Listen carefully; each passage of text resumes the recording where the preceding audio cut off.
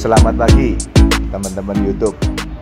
Ketemu lagi dengan saya Mr. G Kebumen BF dari Kebumen. Saya hari ini pas kebetulan ada di Malang, Jawa Timur.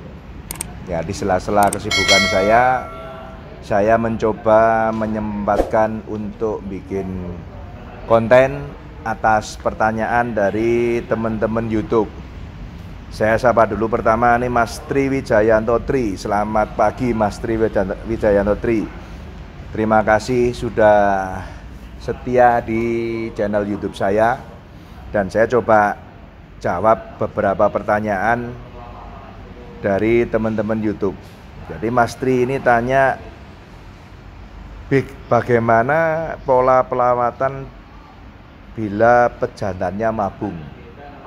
Solusi supaya tidak macet produksi seperti apa? Jadi gini Mas Tri, kalau boleh saya sampaikan, jantan atau betina mabung itu rata-rata tidak mau produksi. Jadi solusinya ya harus ditarik. Kalau Mas Tri tidak punya jodohan lain, bisa ditaruh di kandang kalau tidak mau repot. Tapi kalau punya jodohan lain, ya ditarik dan diisi jodohan baru. Ini berlaku tidak hanya jantan, juga betina. Jadi contoh kata, bila jantannya saja yang mabung atau bulu tua, biasanya juga produksinya jelek. Jadi kalaupun jadi itu anaknya biasanya bermasalah, bisa cacat, bisa gampang mati. Jadi kayak kurang sempurna gitu. Ibarat orang ya, orang sakit, kondisi sakit dipaksakan untuk berhubungan intim, kan jadi kurang pas gitu loh. Dan ini ya berlaku juga untuk burung ya. Jadi kalau jantannya bulu tua atau betinanya bulu tua, atau jantannya mabung atau betinanya mabung, atau nggak kondisi, lebih cepat ya kita tarik aja. Kita tarik, kita pakai sangkar kotak satu-satu, kita mabungkan di sangkar kotak, itu lebih cepat. Kalau ditaruh kandang mungkin agak lama, bisa mundur 1-2 bulan biasanya. Tapi lebih cepat kalau memang kita tarik. Jadi intinya burung yang kita tangkarkan itu harus dalam keadaan sehat. Sehat, tidak dalam keadaan mabung atau tidak dalam keadaan bulu tua. Kalau bulu tua juga kasihan nanti. Jadi kalau jantan betinanya, terutama betina, itu kalau nanti pas ngangkermin turun ngeloloh juga susah. Jadi kalau saya tidak tak paksakan, jadi harus ditarik. Itu lebih baik. Itu ya Mas Tri Wijayanto bisa menjawab pertanyaan Mas Tri. Terus next, yang kedua, dari Anglika BF. Selamat pagi Anglika BF. Terima kasih sudah setia di channel YouTube saya. Dari Anglika BF ini menanyakan bagaimana mencetak murai yang bagus untuk main lomba. Nah, kalau bagaimana mencetak murai bagus itu ya harus jantan betinanya bagus. Tapi bagus itu dalam tanda kutip ya, karena bagusnya standarnya orang itu berbeda. Ada kita event latihan, event latber, event regional, event nasional, itu kan ada. Jadi kalau kita mau mencetak murai bagus itu, kalau saya mencari betinanya yang bagus dulu. Betina bagus itu kalau lapangan ya kita cari ke peternak-peternak yang memang peternak khusus beternak burung lomba. Syukur-syukur peternaknya itu melomba juga dan yang diternak burung yang setelah prestasi lomba, dalam arti sudah prestasi diternak. Itu seperti itu. Nah, Bapak coba beli betinanya, memang mahal. Mahal dalam tanda kutip juga, karena mahal orang satu dengan yang lain itu tetap berbeda. Nah, itu yang pertama, nyari betina dulu. Kedua, nyari jantan, bisa bedol kandang dari peternak yang memang main lapangan, yang terkenal recommended.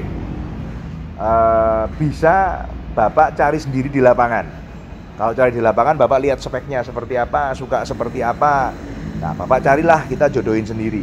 Kalau jodohin sendiri mungkin lebih susah. Jadi mungkin Bapak kosnya juga lebih tinggi karena beli jantannya prestasi, terus betinanya juga tinggi. Tapi kans untuk jadinya itu kan juga belum tentu. Jadi kalau burung-burung prestasi biasanya itu agak susah ya. Jalan penjodohan jadinya itu agak susah. Tapi itu menurut saya ya itu ya tantangan yang harus bisa seperti itu. Nah, kalau lebih gampang lagi, kalau ada dana ya kita bedol kandang dari peternak-peternak yang memang beternak prestasi. Mas datang ke tempat farmnya, lihat, tanya jantannya prestasi di mana, betinanya pakai apa, di bedol kandang. Nah, bedol kandang ini juga harganya relatif. Jadi itu yang bisa tak jawab ke Anglika BF ya. Kalau mungkin butuh lebih lanjut bisa ke WA saya di 0811286556. Nanti kita bisa sharing-sharing lebih lanjut, Bapak telepon atau WA ke saya. Oke, Anglika BF, saya next ke Ais Pratama. Selamat pagi Mas Ais Pratama. Terima kasih juga sudah setia di channel YouTube saya. Ini ada 2 pertanyaan dari Mas Ais. 1, perawatan anakan baru panen atau baru nangkring biasanya kan susah diloloh. 2, pencegahan trotol nyilet. Nah, saya jawab yang pertama dulu. Jadi memang kalau di tempat kita panen di usia 7 hari. Di usia 7 hari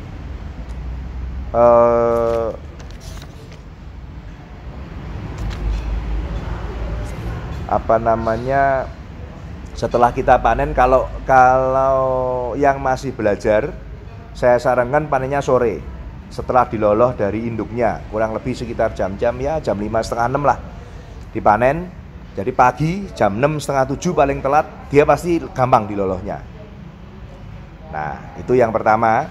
Terus yang kedua, memang burung pertama kali mau nangkring itu memang susah diloloh. Kenapa susah diloloh? Karena secara logikanya saya, itu kan dia mau pertama kali nangkring, dia butuh badan yang langsing. Kalau makannya banyak kan jadi apa ya, gemuk gitu. Kalau gemuk kan nangkringnya agak susah. Nah, rata-rata kalau dia mau nangkring atau pas nangkring hari pertama terutama, itu pasti susah untuk diloloh. Jadi ya memang harus telaten, pelan-pelan. Dia agak gelabrakan gitu. Nah, pelan-pelan, harus pelan-pelan. Nanti lama-lama dia akan mau. Memang nggak banyak, jangan dipaksa ya. Memang nggak banyak, tapi akan makan. Nanti hari kedua sudah mulai gampang, hari ketiga seterusnya gampang. Jadi memang rentan di mati, amit-amit aja ya pertama kali nangkring itu. Kalau kita nggak telaten, biasanya bablas seperti itu. Nah, terus yang tadi menyambung pencegahan trotol nyilet. Jadi trotol nyilet itu gini, kalau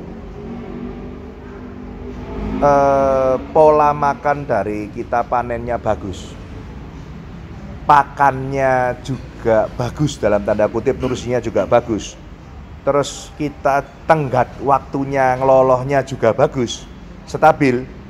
Nah, stabil itu kalau pagi jam 6 2 jam setengah, berarti 2 jam setengah, berarti jam 8 setengah 9, 2 jam setengah lagi. Nah, jadi terus stabil, waktunya tuh stabil sampai sore sekitar jam 6 setengah 7, jam 7 paling telat. Kalau saya sekitar jam 6-an kita lolos terakhir. Jadi selama pakannya bagus, pola pemberiannya stabil, kemungkinan nyilet kecil. Kemungkinannya kecil. Nah, kalaupun nyilet, ada banyak produk yang bisa diberikan. Salah satunya Ebot Solution itu bisa. Jadi ya memang mesti sabar ya. Nah, itu Mas Ais Pratama yang bisa saya sampaikan untuk menjawab pertanyaannya Mas Ais. Terus ini menyambung dari Mas Anas Christian Kuncoro. Ini pertanyaan terakhir juga. Kenapa di peternaknya Mr. G nggak loloh induk?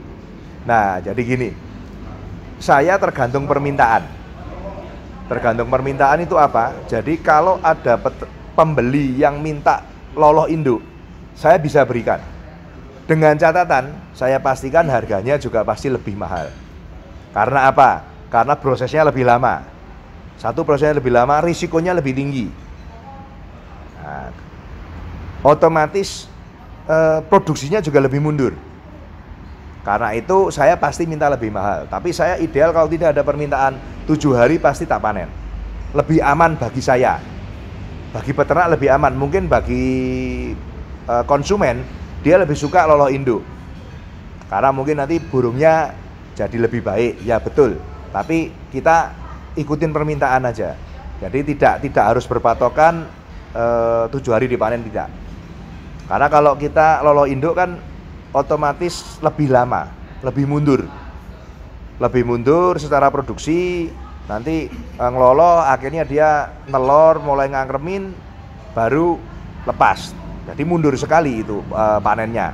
Kedua, ada jantan yang tidak mau terganggu proses kawinnya. Nah itu yang repot. Jadi kalau ngeloloh di dalam kandang pas kepengin kawin jantannya, betinanya pas noloh, nah akhirnya berantem ini pasti nanti yang jadi korban KDRT di trotolnya itu. Jadi resikonya itu. Jadi kemungkinannya lebih besar ke ke safety-nya kurang bagus menurut saya. Tapi monggo banyak teman-teman yang sering loloh induk, ya itu kita serahkan ke teman-teman peternak saja seperti itu. Cuman di tempat saya pastikan trotolannya pasti kesit atau werit. Bapak baru pegang sangkarnya saya pasti gelabrukan. Karena memang kita ada teknik sendiri supaya trotolnya nggak jinak seperti itu.